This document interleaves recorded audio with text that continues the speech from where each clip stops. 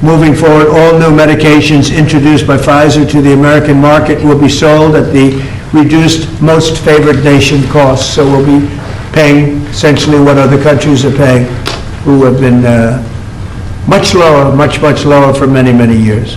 Furthermore, Pfizer will invest $70 billion to reshore domestic manufacturing facilities. In other words, they're going to bring a lot of their facilities to make their drugs and make what they make, their product. They're going to make it in the United States. I appreciate that $70 billion investment and fund research and development right here in America. We're working with other major pharmaceutical companies to secure similar agreements. Everyone understands that the status quo where Americans pay more for drugs, prescription drugs, and they pay more than foreign countries who take advantage of us in many other ways, although not so many anymore. I think we've pretty well got that stopped, right? I think so. We've stopped that, but they took advantage of a lot of other precedents, that I can tell you. But we're making this pay to be very unacceptable, what they've done in the past. That's why my administration is also taking historic action to investigate the unfair and discriminatory trade practices of other countries that extort our pharmaceutical makers to shift costs onto the American consumer. They say, no, give us a price, a very low price, and just charge the American consumer, charge it to the U.S. The United States is done subsidizing the health care of the rest of the world. It's a big thing. I can't tell you how big this is. And I was all set to go on the first term, but then you had the COVID, and we had to focus on that. But I said, I want to get back here, because this is, you're talking about 14, 15, 1,600% reductions in some cases. But by taking this bold step, we're ending the era of global price gouging at the expense of American families, and we're making America healthy again, which is our little theme for the people behind me. And I want to just ask Secretary Kennedy to come up, and we'll start, and we'll go through it with Oz and Plump and Purla and McCary, and we'll go through it, and if you have any questions. But this is a really big announcement. This is something that most people said was not doable. And other countries are going along because we told them that if you don't go along, they didn't have to go along, but if they didn't go along, we were going to put extra tariffs on those countries, and we were going to charge them the amount of money that they should be paying for the reduction in costs. So I think we had a pretty good negotiating position. So Bobby, I'd like you to speak about this, and what a great job, and thank you very much.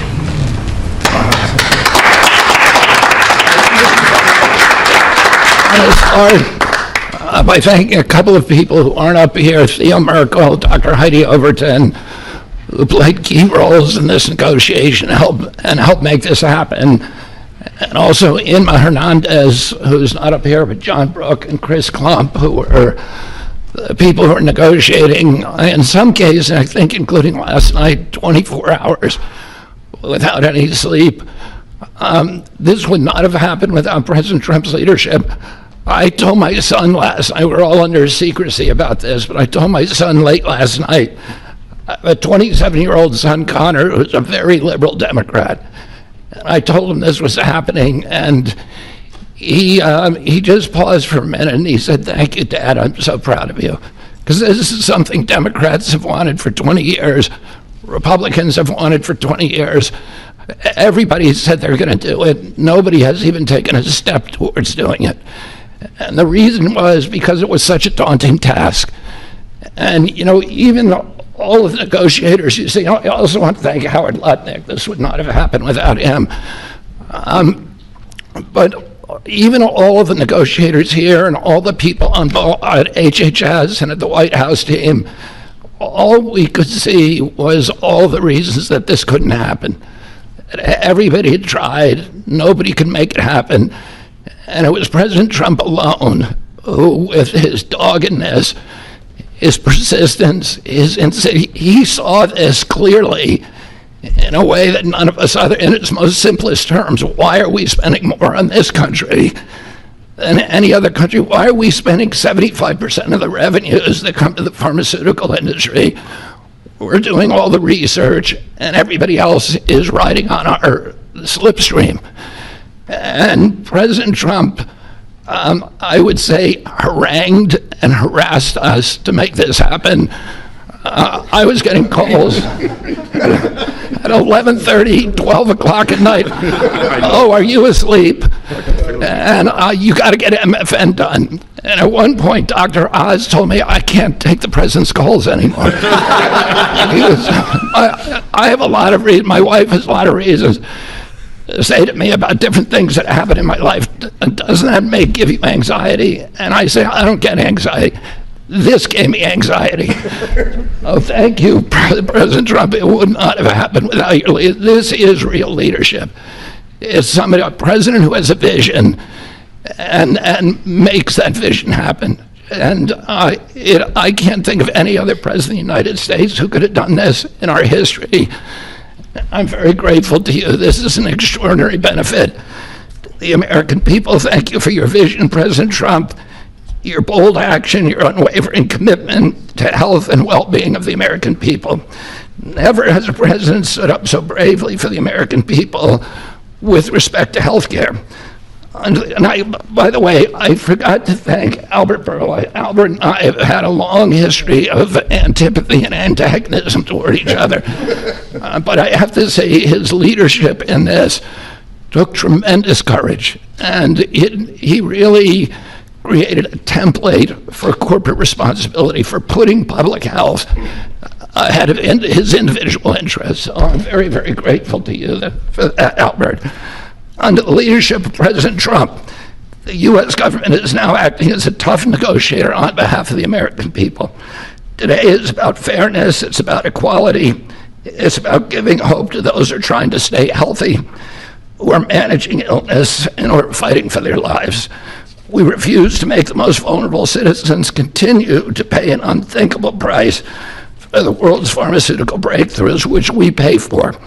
This policy is a shield for the chronically ill who have carried the burden of high drug costs for far too long. It's a signal to every American family that we're finally putting their health and financial security first.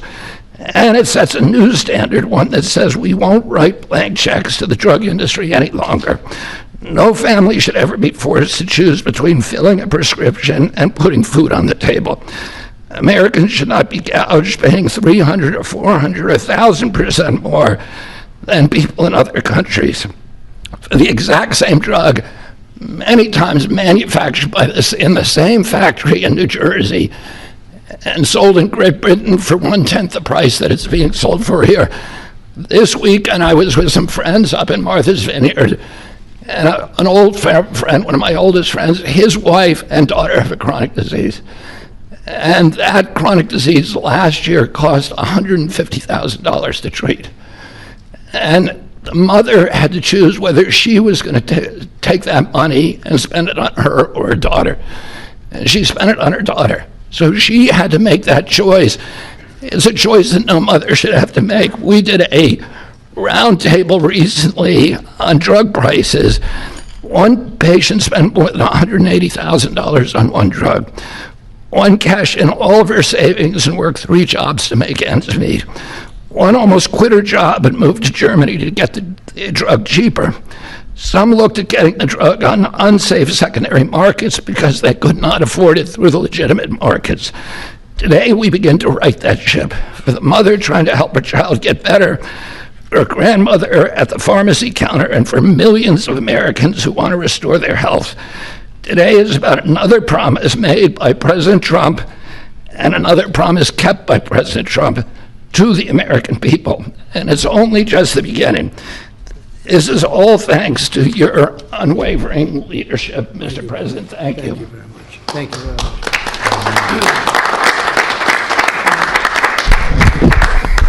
much. There is a fine line between vision and hallucination. People have to follow you for it to be a vision. And President Trump, you made a lot of people following you on an idea that most people thought was not possible, even remotely. And when we have that shared vision, and I'll speak to some of the people who are involved in this process, because it was incredible effort that gives me great pride to serve in this administration. And the fact that it did not leak is also an issue of pride for us, because these were tough challenges. And Albert Bourla looks very calm up here and cat-like, but he is ferocious when you get him in a negotiating room. This is true for all the pharmaceutical companies that we are negotiating with. And Secretary Kennedy, my son Oliver, who I told about this deal as we was walking over here, is a Republican. And you know what he said? Thank you for making us proud. Because it's not just a Democratic problem, it's a Republican problem. This has not happened before. And it took a crusader like President Trump, with the support of Secretary Kennedy, Secretary Lutnick, I see the vice presidents here as well, just unwavering, dogged pursuit of change.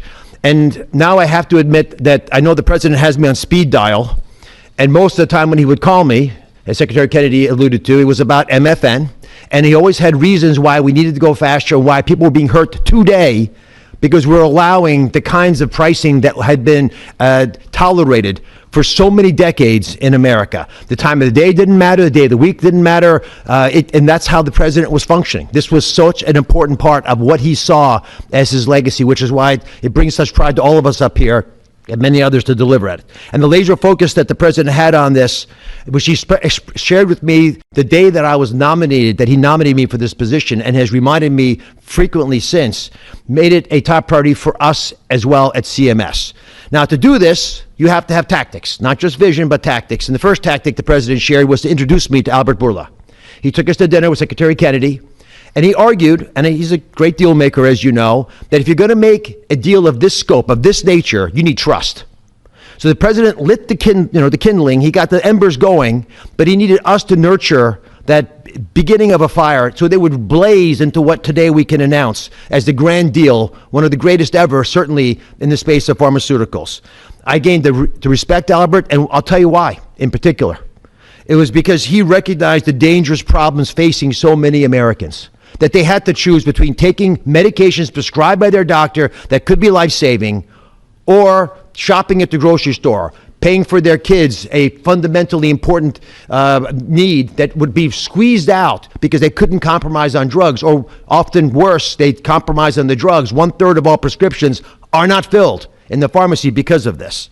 We talked through the winter, we talked through the spring, we talked through the summer, and we got nowhere. We stalled. The industry is powerful, they're important, they have smart people. There's no reason for them to give the numbers that the president is articulating today. And you see these numbers on the charts around us. These are massive wins for the American people. But the president in July demanded, after the executive order, that manufacturers make a firm commitment and to lower prices or else. And it sent shockwaves through the industry. It got the ball rolling again. Our talks with Albert heated up, but it wasn't until last week, if you want an inside story, it wasn't until last week that we made a major breakthrough. And our hardworking team embarked on a remarkable story that I think books will be written about, 24/7, nonstop, with industry, with Albert, with his great team at Pfizer. And with this partnership, we began to deal with the fundamental challenges we have, which is protecting medical advances for the future, while at the same time securing the prices Americans want today. We're going to continue to stimulate and strengthen innovation. That's what a great country does, and we are a great country with a great leader. We're going to protect the U.S. hegemony in R&D. We dominate the planet in discovering cures for illnesses. All those orphan ailments, all those remarkable advances, they come from research labs here with companies like Pfizer and other great ones in the pharmaceutical space. We're going to lead in the life sciences. We're going to lead in ideas.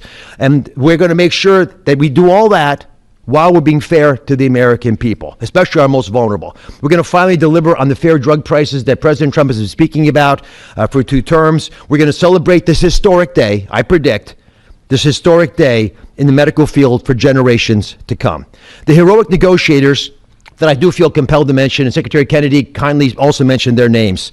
Some of them can't be in here because they're busy negotiating future Ds. Inma Hernandez-Delso, John Brooks, who's a deputy administrator of mine, Theo Merkel, who is in the back and tall and hard to miss with DPC, and Corey Ensslin with the same group, did a spectacular job, and Don Dempsey at OMB. Just wonderful human beings, worked tirelessly to get this done. We were able to secure this first MFN deal, and the president touched on this, but we have much more to come. You'll be hearing breaking news from the president for the rest of the fall. And Mr. President, these brilliant minds are here because of you. Now, I don't want to just pay homage to this. I want to actually speak this a little bit. The passion to protect the American people brings top-tier Americans into the government. We've created a powerful administration with the president's leadership, an administration of winners, of people who get things done. They see the generational opportunity to fix the biggest problems our nation faces, and the person who led this negotiation, Chris Klump, embodies this seal. Now, Chris Klump came to visit Secretary Kennedy and I the very first day we were looking for staff to try to bring in the government, and neither of us really had an idea of how challenging this might be. And he came to the interview, and we knew that he had built a business that was worth several $100 million. And the secretary, very poker-faced as he tends to be, looked at him and said, "Are you willing to give it all up and move your family to Washington?" A young family, 4 young children, beautiful wife. "Are you willing to come across the country and serve our nation, serve this president, to ensure vital programs like Medicare, which he runs, will keep our seniors healthy for years to come?" He gave it all up, like so many have in this administration, passionate to follow the president's lead and serve under Secretary Kennedy. And for those of you at home who are watching, and I hope there are quite a few, I think this shows just how cool a place it is to work, is in this government. And I take great pride in handing the ball to Chris. Chris, tell the American people what they have won thanks to your passionate ability to deliver on President Trump's promise. Thanks very much.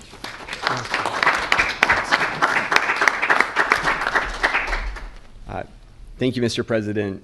You have enabled something that as recently as last night, nearly everyone has said was impossible. And Secretary Kennedy and Administrator Oz, thank you for having trust in us as a negotiating team to drive this forward on behalf of the American people. It is an absolute honor and privilege. And Mr. Borla,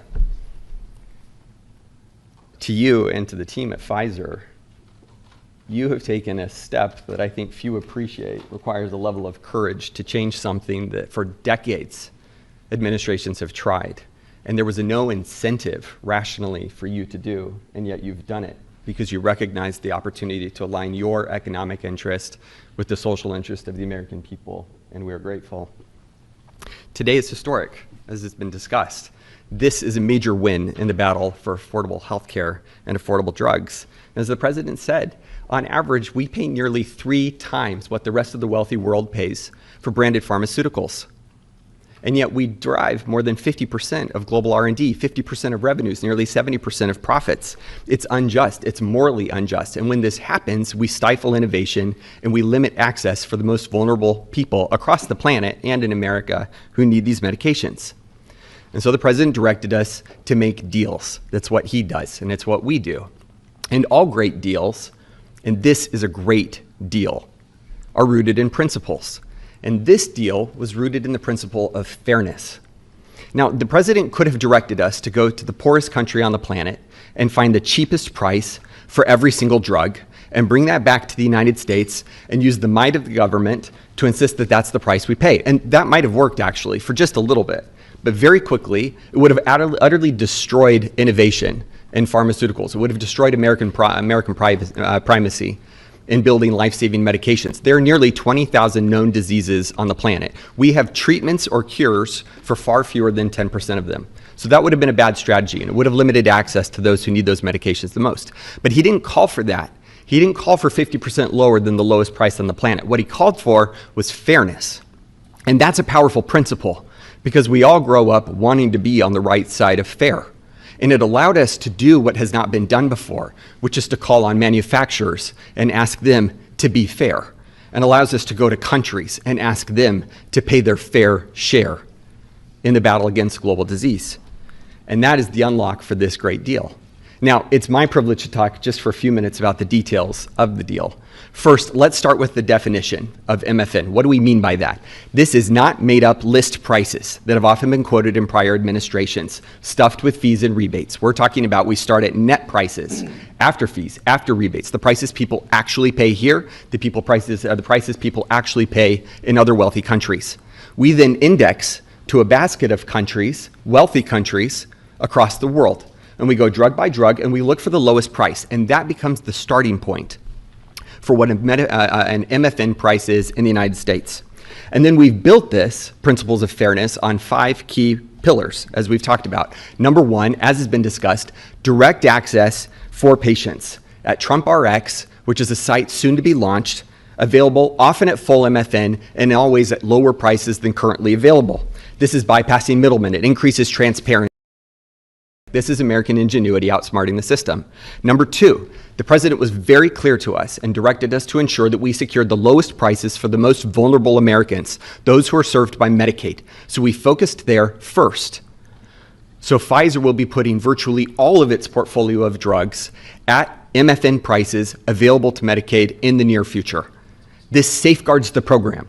This ensures that this program lives as a lifeline without undue burden on the taxpayer for those who need it most, for our vulnerable Americans whom we are charged morally to care for. The third principle is about future-proofing fairness. This is the idea that Pfizer has committed, as are other manufacturers, that they will not launch a new drug for commercial, Medicare, Medicaid, or cash pay markets at a price that is higher than the other wealthy world. Now, they are free to price their drugs wherever they want. These are not price caps. These are not price controls. They can price however they'd like. We're simply asking them, and they are committing not to undercut us in other countries. This is an essential principle. This allows us to retrain other countries to appropriately value innovation for their citizens, to appropriately understand what fair share means, to contribute global R&D. This allows us not to compromise access for those who need it most. And this is a powerful commitment. The fourth principle is around shared savings. As our commerce colleagues and as our U.S. trade representative colleagues succeed in encouraging other countries to pay more for existing medications, a portion of that will go to fund additional R&D. And a portion of that will repatriate back to the United States to offset prices, lower prices further for Americans on those existing drugs. And the fifth principle, as discussed, with hats off to Secretary Lutnick and Ambassador Jameson Greer from U.S. Trade, is about Pfizer committing to onshore 100% of the value of all imports that it currently imports to the United States, thus ensuring that we seal our great American resurgence.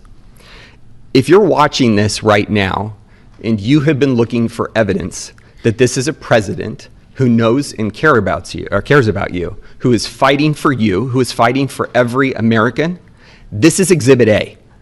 This is not an empty promise. It's not platitudes. It's not lacking a plan. These are hard contracts with teeth, lowering prices now that we will all feel. These are the most significant, historical, substantive, mathematically quantified price reductions in the history of our country in modern-day pharmaceuticals. I cannot thank you enough for your leadership in enabling this to happen. It is an absolute pleasure. The President has showed us that the impossible can be achieved, and that is what's happened today. God bless America. With that in mind, it is my absolute pleasure to introduce Albert Bourla, CEO of Pfizer.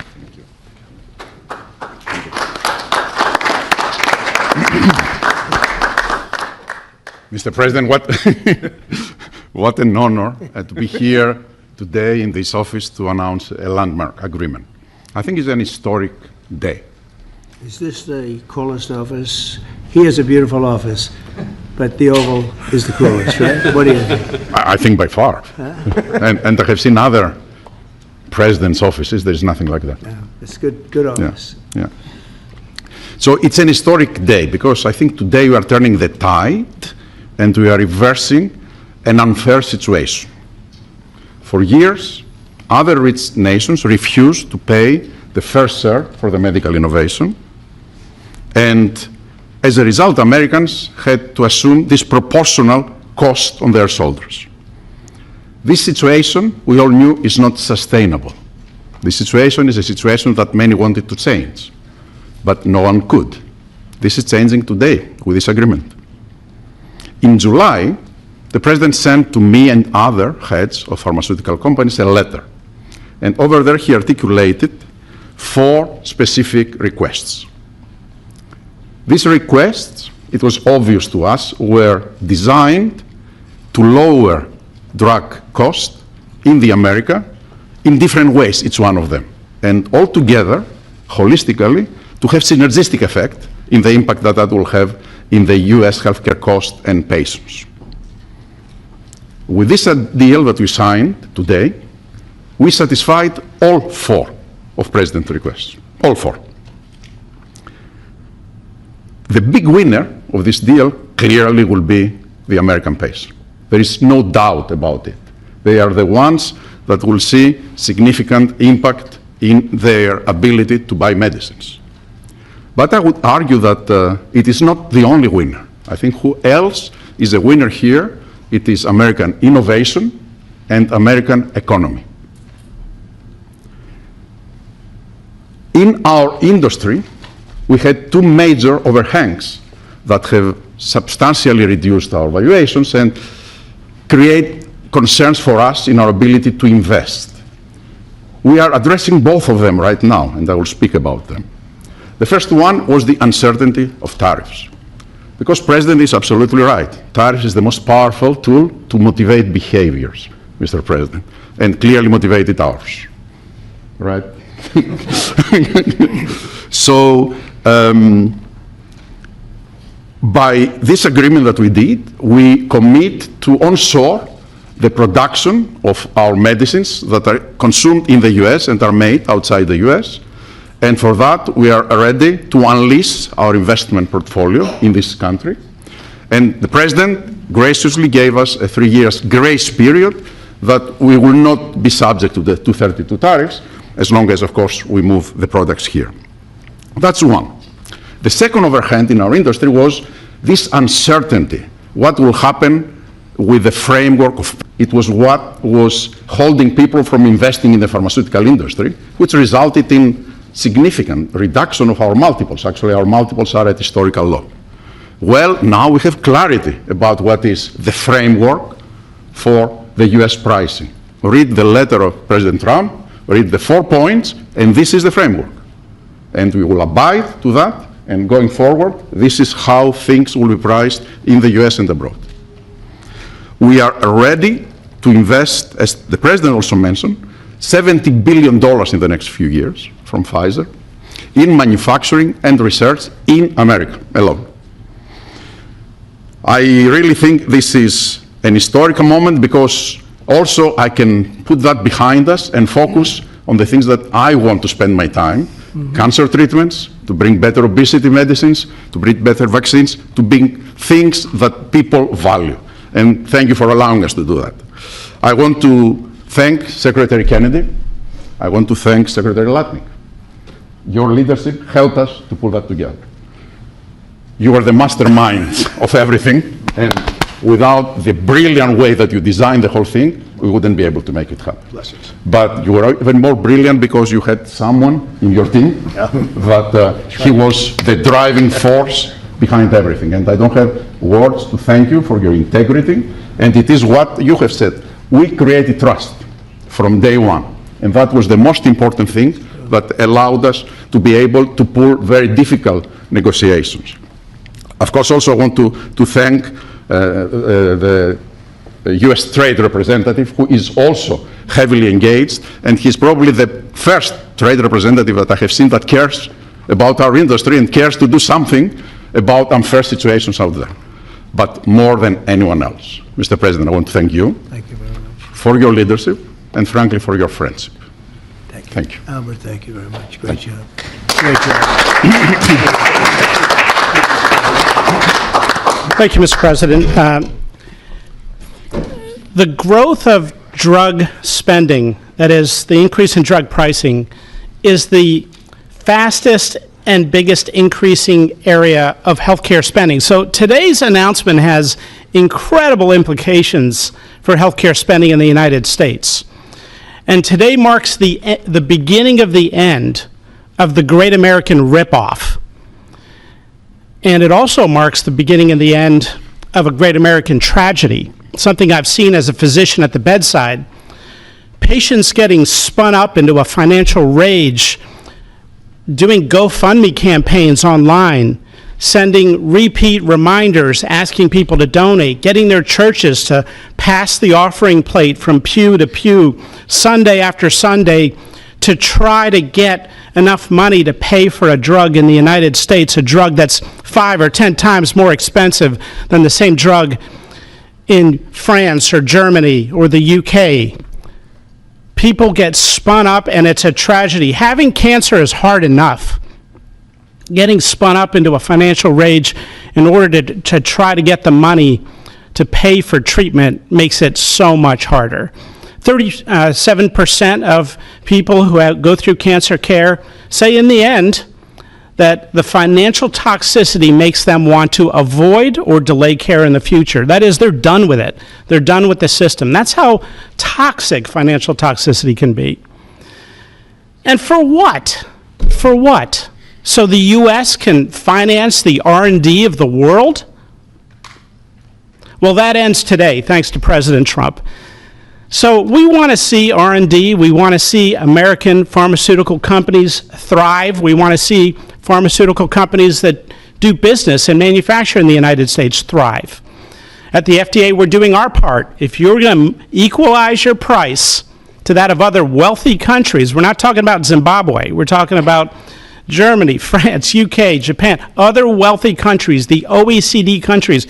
If you equalize your price, then we're going to put your future applications at the front of the line. A voucher to get a review in weeks has a market street value of about $500 million because every day is money when it comes to getting a drug approved. And so if you meet one of the president's national priorities stated very clearly, moving manufacturing to the United States, meeting a large unmet public health need, or equalizing your prices. We're the largest purchasers of drugs, so we deserve the best prices. And so we're going to do our part. And if a generic company makes their drug in the United States, that application is going to move to the front of the line as well. And if you're going to build a plant in the United States, our FDA inspectors will walk through that plant during the construction phase, something never done before, so that it's ready on day one. So thank you, Mr. President, for your leadership. They said it couldn't be done, and here we are. Thank you.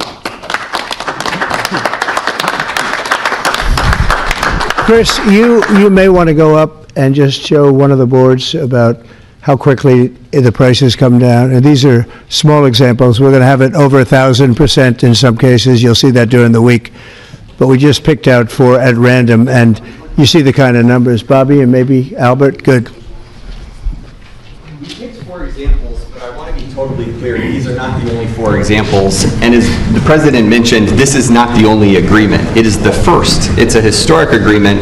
There are many to come, and we're excited to talk about them. And that means hundreds and hundreds of drugs. We are not exaggerating when we talk about reductions of up to 80%. We give you 4 examples here, one for dermatitis. The new price at MFN results in 80% reduction to what's available today. One in postmenopausal osteoporosis, 85%. Migraines that affect so many Americans, 50% reductions. Rheumatoid arthritis, something my own mother struggled with, 40% reductions. This is about access. This is about ensuring Americans have access to life-saving medications. These are real prices. These are net prices. They're not made up. They're not funny numbers. Thank you very much, sir. Great job you've done. Everybody here has been incredible. We've been standing here talking about the Make America Healthy Again a lot lately, and I think our meeting the other day was excellent on a thing called Tylenol. That was a very important meeting. I think that was a very important meeting. And this, in terms of pricing, it's going to be great for Medicare, Medicaid, Social Security. It's going to be great for everything because your medicine costs are coming way down. We have some examples that I think we'll be able to show you next week of over 1,000% in some cases, where a pill that cost $10 in London was costing $130 in New York and various other places within the United States. And the same thing with Canada. People would go to Canada, they go to Mexico, they go to other places to buy drugs. They don't have to do that anymore. So we have favored nations. So that's what we have. And it's one of the biggest days I think anybody will ever have. We're talking about massive numbers, and the numbers are going to get even better with a little time. And I will say, Albert, I think that the drug companies are going to be the same. You're going to, the world, we're really competing against the world, so they have more people. So we'll come down a lot, and the world's going to go up a little bit.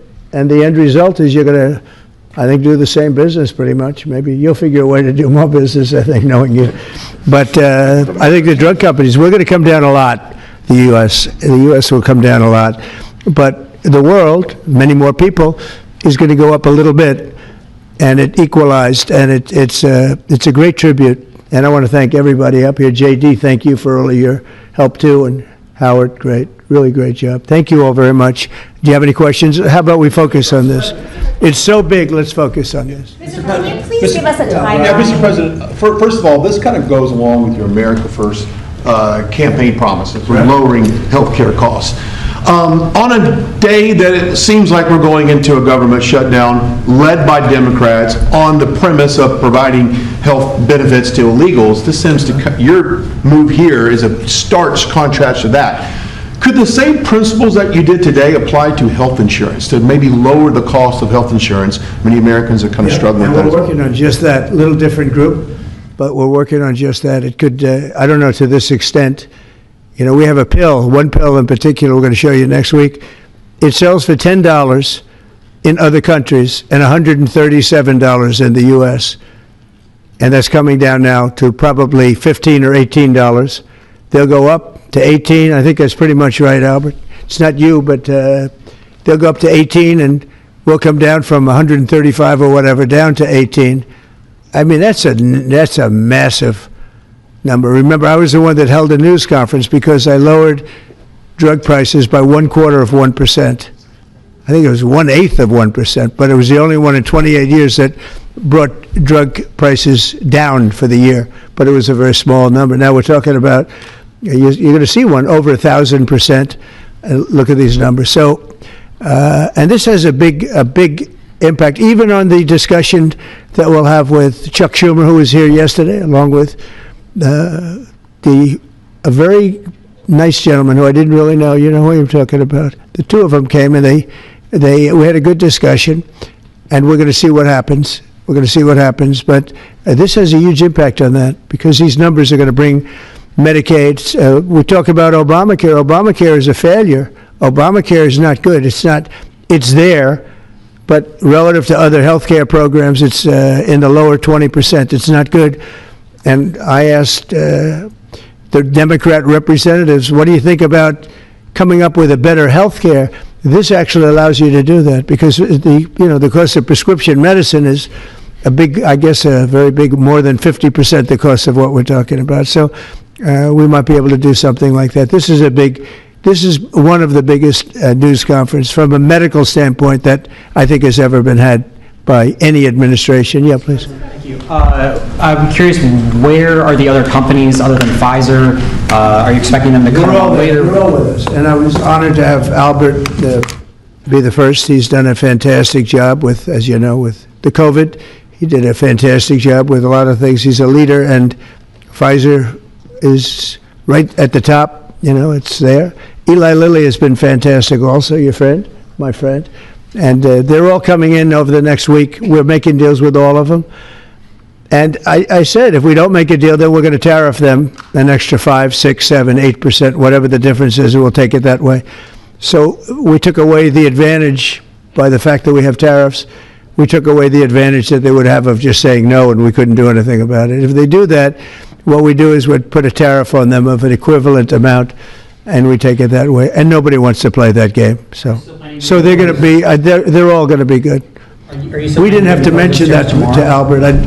Well, maybe I whispered it to him very slightly, you know. We had to give ourselves a little bit of an advantage. But the tariffs played a big role because they know that's what's going to happen. You mentioned the tariff, the exemption of the 232s, but can you share a timeline for when we can expect the results of that 232 investigation? Let Howard answer that question, please. Sure. So while we're negotiating with these companies, we're going to let them play out and finish these negotiations because they are the most important thing to the American people. So we are standing by, helping and working with them, but the driver of the 232 outcomes is our HHS team because, I mean, look what they've accomplished today. So we are on their side helping them, but that is the model that's going to drive. And you have to understand, Albert's spending $70 billion that he wouldn't be spending because of the tariffs, let's say, and other reasons. I think he liked the winner of November 5th, in all fairness, but because of the tariffs. And that wouldn't happen. He's not going to pay any tariffs because when he moves here, there are no tariffs. So he won't be paying tariffs. That's the beauty of it. If you move here, there are no tariffs. And we have over $17 trillion, Albert. Do you believe these numbers? So Biden had less than $1 trillion for 4 years. We have over 17 trillion for essentially 8 months. Pretty amazing. When will prices come down, Mr. President? When can Immediately. They're going to start coming down. Drug prices? Well, they'll be starting immediately. President, can you speak to what impact you think this reduction in drug prices will have on midterms coming up? I think it's going to have a huge, I said, if we can pull this off before midterms, I've wanted to do it from the beginning, from my first day in first term. And we were doing so well. We had the greatest economy we've ever had. Everything was good. And then we're ready to do this, which is complex and big. It's a big change.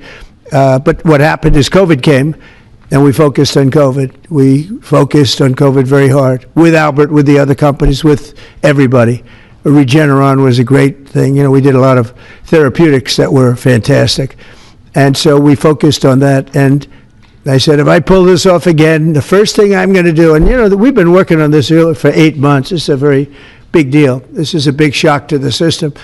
But it's not as much as I said. They're going to go up. The world is going to go up a little bit. We're going to come down a lot. But now it's fair. We're going to be paying the same thing. Yeah. President Trump, in your first term, when you cut the price of insulin, Biden later came in and tried to steal credit for that. Do you worry that the Democrats are going to try to steal credit for these historic cuts? I really appreciate your question, because I did. I cut the price of insulin down to $35. And the problem is with many of these things, and in this case it's going to be pretty quick, but oftentimes you'll do something medically because of the process, and it won't be seen for 2 or 3 years.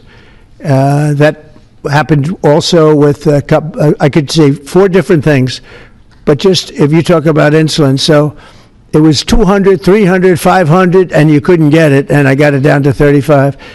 And I said, I hope I win the next election, because otherwise whoever wins is going to take credit for it. Well, what happened is we did win the election. We did great. But unfortunately, it didn't work out that way from a practical standpoint. And Biden, when I saw him get up and take credit for the $35 and even less insulin, that was 1,000% lower than what it was just previous. Boy, I tell you, I didn't like it. I didn't like it. So I did the best I could to let him know we did it, because we want to be given credit. But we are the ones that got insulin down to that number. And you're right, they tried to take credit for it. They had nothing to do. In fact, they didn't even know what happened. All of a sudden, the insulin price kicked in at $35. And they asked Biden about it. He had no idea what the hell they were talking about. But after they explained, and they didn't really explain to him because he was not capable really of understanding it. But when they went out and talked about it, they acted like it was a great feat by Biden. It had nothing to do with him. And it continues, and we'll get it down even further. But insulin was, people weren't taking it, I would imagine. They couldn't take it. God bless you, Bobby. I hope I didn't catch COVID just there. Don't you have Paxlovid? What is it? He's got Paxlovid. Give me a Paxlovid immediately. While Nancy Pelosi is ignoring what you're doing for the American people, she's going after your administration for cutting taxpayer-funded health care for illegal aliens. Last night, Nancy Pelosi, she went on NBC last night, dropped a bunch of F-bombs, told Republicans to go F themselves. Has she lost her mind? We have done an unbelievable job medically. Just this, if you did nothing else, we've done a lot like the insulin. But just this, nobody can ever catch this. This is the biggest price reduction times, maybe 10 times, 15 times than has ever been given before. And this is going to have a huge impact. You know, as I said, Obamacare is not a good thing. It's been bad. And I'd like to make it better. I told them, I spoke to a lot of people, a lot of Democrats recently. I said, why don't we change it? We can make Obamacare much better. We could come up with a new system that would be much better, less expensive for the people and better. This is maybe the biggest breakthrough, because, you know, when you're talking about the prescription drugs, that's a big part of it. So we're going to look. This is prescription, but we're going to be looking at that. We could come up and through this whole thing, you know, because I don't know, we'll probably have a shutdown, because one of the things they want to do is they want to give incredible Medicare, the Cadillac Medicare, to illegal immigrants. And what that does is it keeps them coming into our country, and like they do in California. And no country can afford that. No country. and we have the border stopped up, we have it closed, we have nobody for 4 months, zero people came in. That wasn't me, that's by the authorities who happen to be liberally oriented. But just think of that. We have people offering health care to people all over the world that they can't afford to pay, and that's the Democrats. And what that does is it brings people into the country because they want to come in for the health care. But no country can afford it, and they can't afford it. So we cannot allow them to charge tremendous amounts of money for health care for people that aren't even citizens. And in many cases, they come in from prisons, jails, and mental institutions. And we can't let that happen. So we have a big fight over that. We have a fight over open borders. They still want open borders. We're having a fight over men and women's sports, if you believe it. You would have thought they would have learned that it's not a good issue. And we have a fight in transgender, as you know, transgender for everybody. And that, when you talk medically, that's a lot of money too. That's a lot. Those operations are bad. So those things are also being discussed right now. I mean, can you imagine we're actually talking about open borders, and we now have a great border, and we have a great country. Our country was dead 1 year ago. Now we have the hottest country anywhere in the world. Big difference. Yeah.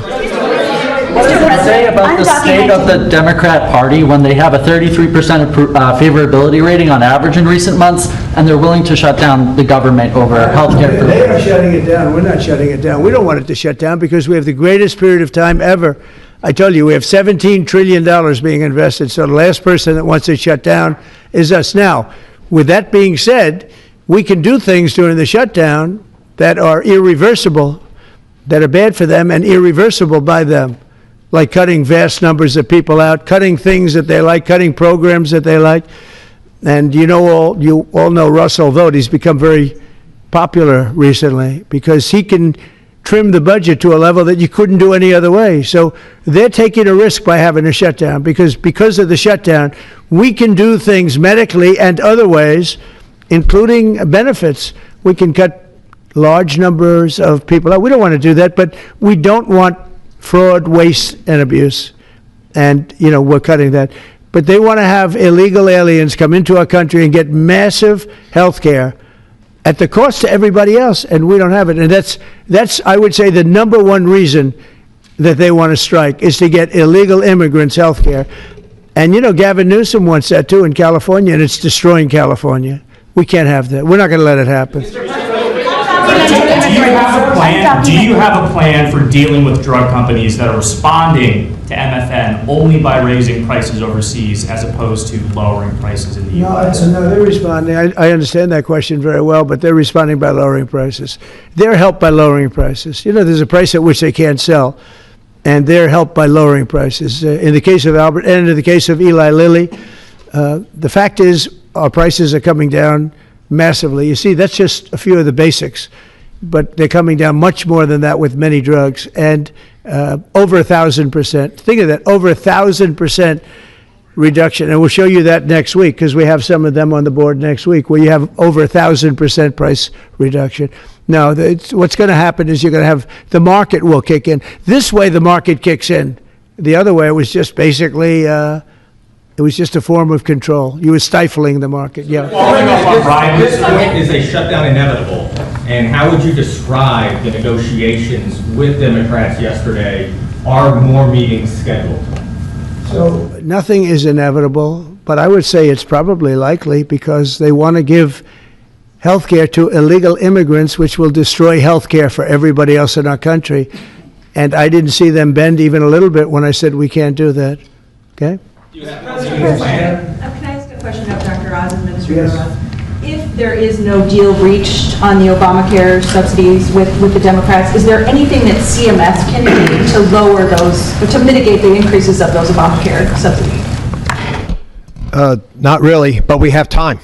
We have time till the end of the year to make the changes I know the president is evaluating, but we should have a clean, continuing resolution, get past this budget process as it has happened so many times, and allow the president and leadership some freedom to be able to put some good ideas in front of the legislative bodies. Mr. President, undocumented immigrants. We actually do have time for that. Not eligible for the healthcare subsidies that Democrats are demanding. So can you clarify, what are you talking about when you say Democrats want to protect their healthcare? So when an illegal person comes in, a person who came into our country illegally, therefore breaking the law, and look, we all have big hearts. I have a bigger heart than you do. They're all breaking the law, and they're coming into our country. And we just, as a country, cannot afford to take care of millions of people who have broken the law coming in.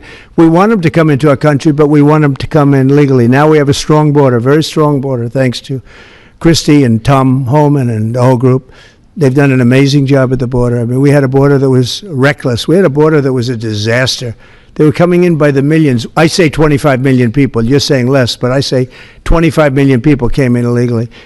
And no system can take care of the health care of all of those people that came in. Now, a lot of them have gone out. We have over 11,000 murderers. We got many of them out. Many of those people have been taken out of the country, brought back to where they came from. In some cases, put in prison because they're so dangerous. We don't want to take them out. We have to watch them. We don't want them coming back. But if you look at what's happened in Washington, D.C. right now, it is such a place. I just drove through it. And it's clean and nice and beautiful, and people are walking around and they're not afraid of being mugged. We haven't had murders. We haven't had anything happen in a long time. It took us 12 days to make it very good. It took us 20 days to make it beautiful. And now we're going to Memphis. But I think we should always keep a presence here, because if we don't keep a presence, it's going to come back never like it was, because we got rid of 1,700 career criminals. You know what that is? One career criminal can give you a lousy reputation for danger, because they commit many crimes a day in some cases.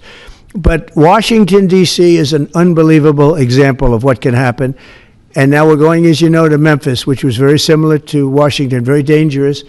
And we're there, and we're working along very well with the governor, the mayor. A lot of these Democrat mayors, you know, what they don't want to have us do well, because if we do well, it makes them look bad, and they shouldn't feel that way. If I were a Democrat and I was a governor or mayor, I'd be calling Trump. I'd say, get your troops over here, just help, because the mayor of Washington is getting a lot of credit for what we did, a lot of credit. But the beauty is, isn't it nice, seriously, you walk down the street, you're not going to be mugged, you're not going to be hit.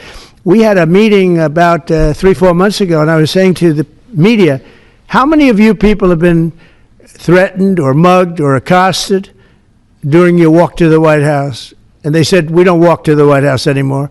But the answer was, remember, Brian, almost everybody's, look at this guy. They even attacked this big, strong guy, right? Didn't you get attacked? Did you? Yeah, just take a look at the other guy, right? What happened to the other guy? I don't know. Those other guys are pretty tough. They're tough with a gun in their hand, right? And yeah, you were hit pretty hard. But almost everybody was. And now, nobody. Anybody been accosted in the last 3 weeks? If I would have said that 6 months ago, half the hands would have been raised out. No, we have a very safe city now. The country's going to be safe. We're doing one at a time, and we'll be going to Chicago. I told you this, sir. Union Pacific, head of the railroad. He knows this country very well. Started off as a very low-rung employee of the Union Pacific. He's now chairman. He came to me and he said, sir, save Chicago. It's a great city. It's going down fast. They had 11 people killed over the last couple of weeks. 11 people killed, 48 shot. That's not a city. It's a war zone. There's no city in the world like that. And then we have to listen to this Pritzker get up. I know him well. They threw him out of his business, and the family threw him out of the business because he's a loser. But we have to listen to Pritzker get up. He should call me and say, get the troops in. You ever hear that? 11 people over a week and a half killed. And I think it's 48, when you add it up, 48 people shot. And then I have to listen to a governor say how nice it is. It's a wonderful experience. Now, what is a wonderful experience is D.C. People are eating in the restaurants. They just opened 2 new restaurants, which hasn't worked in years. And we had it pretty good 4 years ago. We were just getting ready to do this, but we did it right. And, we have a big victory in the Supreme Court. It's called merit.